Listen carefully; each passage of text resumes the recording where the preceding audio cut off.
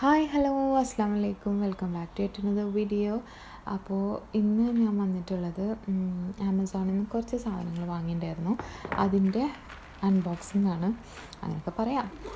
മെയിനായിട്ട് വാങ്ങിയുള്ളത് സ്റ്റിച്ചിങ് ഐറ്റംസാണ്. അതിൻ്റെ കൂടെ കുറച്ച് വീട്ടിലേക്കുള്ളതും കൂടെ വാങ്ങിയിട്ടുണ്ട്. അപ്പോൾ നമുക്കത് എന്താ നോക്കാം. ഫസ്റ്റ് കാണിക്കുന്നത് ഷിയ ബട്ടറാണ്. പക്ഷേ അത് ഞാൻ പറയണത് ലാസ്റ്റ് ടൈം വാങ്ങിയത് വേറൊരു ബ്രാൻഡിൻ്റെ, ഞാൻ സെയിം ബ്രാൻഡിനെ ഓർഡർ ചെയ്തത്.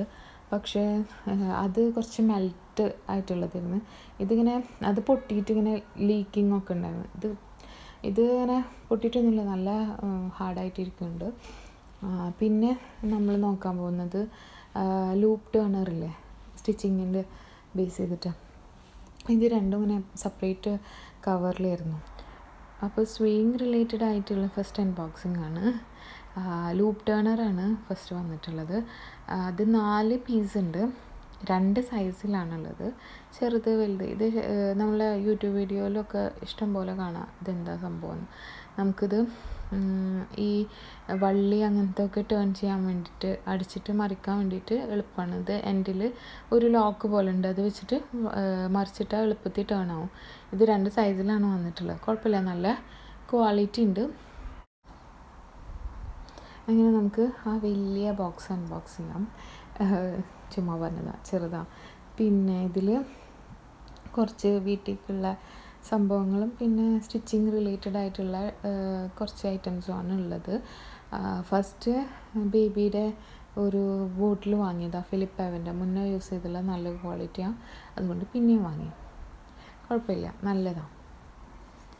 അതുപോലെ തന്നെ പിന്നെ ഉള്ളത് സബാമണ്ട്, അതൊന്ന് വാങ്ങി. പിന്നെ ഇത് ഈ ഒരു 2 ഇതേപോലത്തെ സംഭവമുണ്ട്. അത് നമ്മളെ ബേൺസൊക്കെ ഉണ്ടാവില്ലേ, എന്താ പറയുക, സ്റ്റവിന് മേലൊക്കെ നമുക്ക് ഗ്രീസ്, അതായത് ഓയിലൊക്കെ വീണിട്ട് അങ്ങനെ റബ്ബറായിട്ട് പോലെ, അല്ലെങ്കിൽ ടൈലിൻ്റെ മേലെ അങ്ങനത്തെ ഒക്കെ ക്ലീൻ ചെയ്യാനും, നമ്മളെ ഓവനൊക്കെ പെട്ടെന്ന് ക്ലീൻ ചെയ്യാൻ ഗ്രീസും പിന്നെ ഈ ബേണിനായിട്ടുള്ളതൊക്കെ പെട്ടെന്ന് ക്ലീൻ ആവുമെന്നാണ് പറയണത്, അറിയില്ല.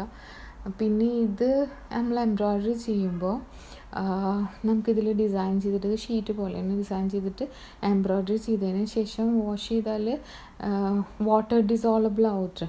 അപ്പോൾ അത് ട്രൈ ചെയ്യണം, അറിയില്ല, കണ്ടപ്പോൾ വാങ്ങിയതാണ്. ഇത് വരുന്നത് ഹെമ്മിങ് ക്ലിപ്പാണ്, 20 പീസ് ഉണ്ട്.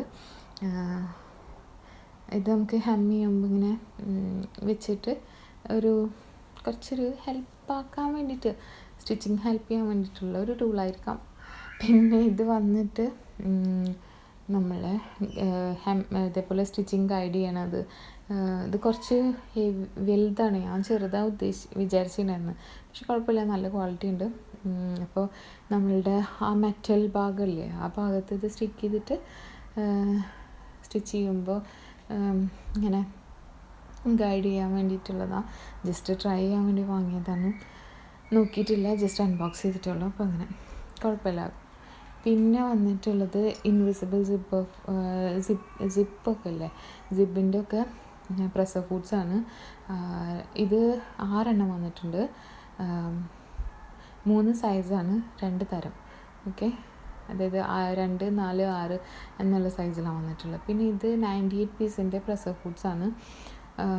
പലതരം യൂസേജുള്ള പ്രസർ ഫുഡ്സാണ്. അതിൻ്റെ ബാക്കിലുണ്ട് ഓരോ പ്രസർ ഫുഡ് എന്തിനാണെന്നുള്ളത്. അപ്പോൾ ട്രൈ ചെയ്യാമെന്ന് വിചാരിച്ചിട്ട് നമ്മൾ വാങ്ങിയതാണ്. ഇനി ഇത് വീഡിയോസ് ചെയ്യാമെന്ന് വിചാരിക്കണു. അങ്ങനെ ഇതിലുണ്ട് സിബർ ഫുഡ്, കണ്ടില്ലേ, ആ നേരത്തെ വാങ്ങിയ ആ ഒരു ഫുഡ്.